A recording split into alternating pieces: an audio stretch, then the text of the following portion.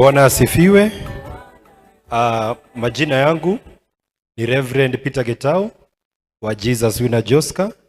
Nataka kushiriki na wewe mtazamaji wangu neno la Mwenyezi Mungu kwa ufupi sana katika Samueli wa kwanza 9 na mstari wa 6.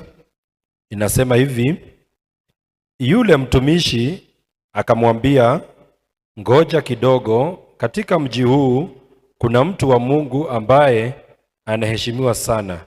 Kila asemalo huwa kweli. Sasa twende, labda anaweza kutuambia jinsi safari yetu itakavyokuwa.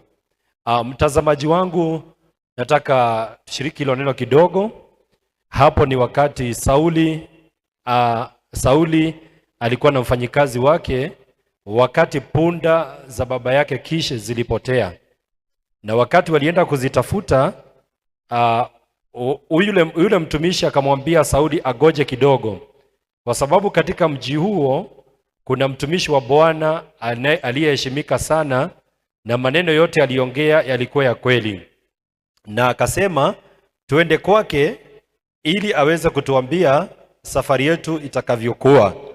Nami niko hapa nakuja kwako nikukaribishe ama nikukaribishe katika mkesha wetu tarehe 31 crossover kesha. Jo, nakukaribisha, na tazama, mimi utakapokuja kesha na wakaribisha pamoja na kila mmoja ananisikiliza. Ukija kesha, Roho wa Mungu atanena kupitia kwangu na nitaweza kukuelezea vile safari yako ya mwaka wa 2026 itakavyokuwa. Kwa hivyo ninakukaribisha pamoja na wakaaji wa Joska na wakaaji wa kila maeneo yote. Karibuni kwa crossover kesha. Kanisa letu liko Jesus Winner. Kanisa letu ni Jesus Winner Joska, liko Joska Town pale katika Shell petrol station. Kanisa letu liko hapo nyuma, ukiwa kwa barabara unaliona kanisa kubwa la mawe, na hapo mbele tumeweka ni kanisa letu tumeliweka vioo.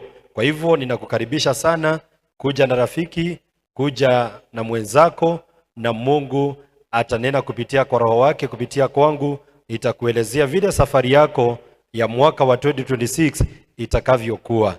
Pia ninawa wish Merry Christmas. Amen. Shalom.